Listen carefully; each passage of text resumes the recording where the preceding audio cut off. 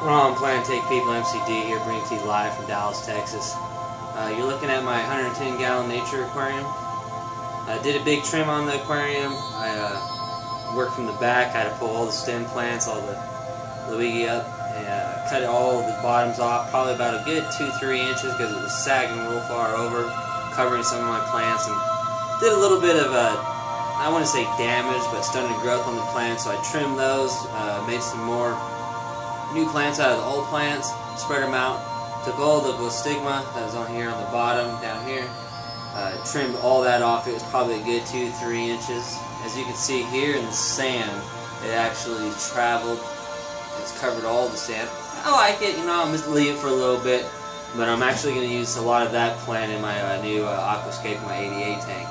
But it's growing both directions, horizontally and vertically, but I'm really enjoying the stigma. It's a really cool plant, carpet plant.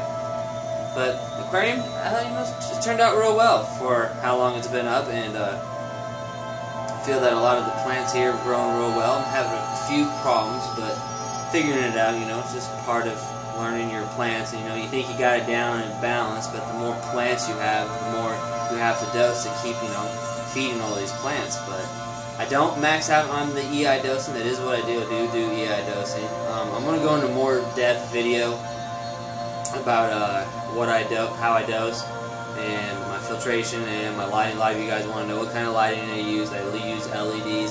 I'll show you guys ones that are on the fish tank, and I also have some that aren't hooked up. I'll show you what they look like, and I will show you how I built up the dirt in here, a monosoil, and everything that I put in that, and I'll show you the 2 filters that I'm using. But overall, I'm very happy with the fish tank. It came out real well. It is hard to keep up with, I'm not going to lie, because, you know, when you fertilize this much, you have this many plants, especially stem plants. Stem plants take a lot of your time. But in the long run, I definitely think it's worth it. This is one of my favorite aquariums in my house. I know I say that a lot about all my aquariums, but I do love my aquariums. But I love each aquarium because of certain things. So, you know, this one shows a huge scape. I'm not going to get that view in my 65-gallon rimless. I'm not going to get that kind of view in my nano aquarium that I have, or my 88 tank.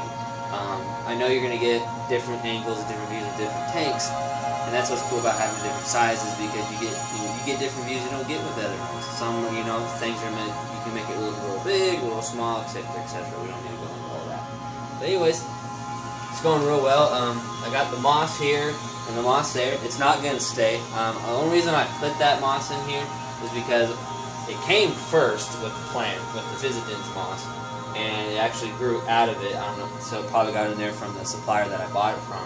But I decided to let it grow out. I'm actually going to attach it to the driftwood. You've seen my pictures on Instagram, and on my last video I showed the driftwood up top. I'm going to be using a lot of that in my new 88 scape, my 60F, and I want all that off my rocks. The only one I want in this aquarium is the Physicans. Physicans, hopefully I'm saying that correct. And that right over there on the left side is actually going to go away too. Don't get me wrong, it's a cool moss, it's just not for this scape. But I'm going to leave it for now, because you know what, this one's going, I'm dosing enough where it grows real well, and then when I get ready to, after I build the stand, excuse me, for the 65-gallon rimless for the discus, I'll attach all that to the driftwood. I don't even think it's going to be enough, but all it is right now is tied to some rocks that are sitting on those rocks, and it's just growing.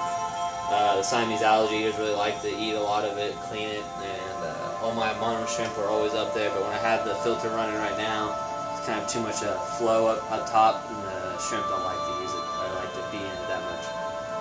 But otherwise, loving this aquarium. It's turned out real well. Very happy with it. And I look forward to it growing even more, and maybe changing some things up. Maybe eventually I'll take all the stem plants out, and it'll just be just the rocks.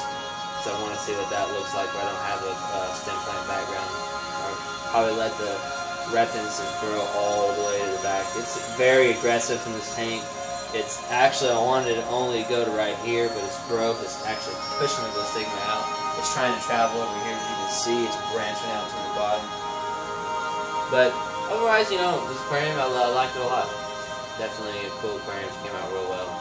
And some of you all asked too, when I go in the depth about all the specs on my aquarium, I'll tell you how many fish I have in here, what types of fish. I got probably gets probably about 8 species in here, but definitely go over that. But I just wanted to show you an update and how it looked after I trimmed it, brought it all down where it needed to be, and replanted it and put everything in the back.